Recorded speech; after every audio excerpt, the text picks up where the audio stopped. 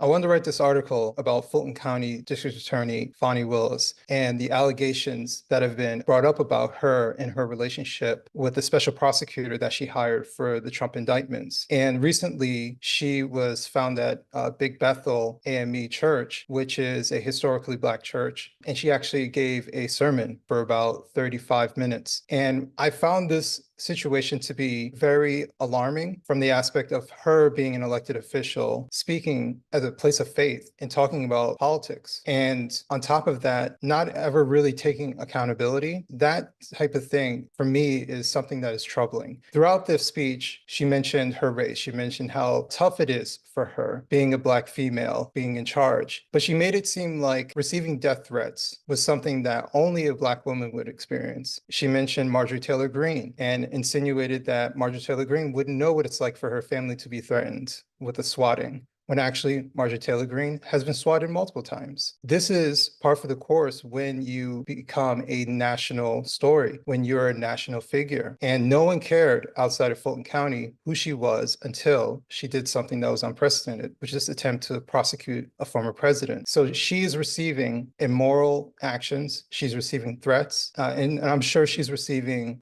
racial animosity from strangers. And all of that is inexcusable. But what she is actually trying to do is pretend that her race is the single reason why she is receiving criticisms, and that is not true. She's receiving political criticisms because of what she's doing with this Trump indictment. She's receiving criticisms about how she is handling the case, and now she's receiving criticisms about her relationship with the special prosecutor. And I just find that a myriad of problems with this entire scene, with her standing up at the pulpit, speaking in front of a congregation, talking about her, it was very much so, God, how come they're doing this to me? And I think there's something very self-serving about that entire performance that she played. And what was even more troubling was watching the congregation, the church leaders, and everybody clap as she's complaining about the Republicans. And there's a greater issue that's happening in America when it comes to our churches, and this also includes Black churches,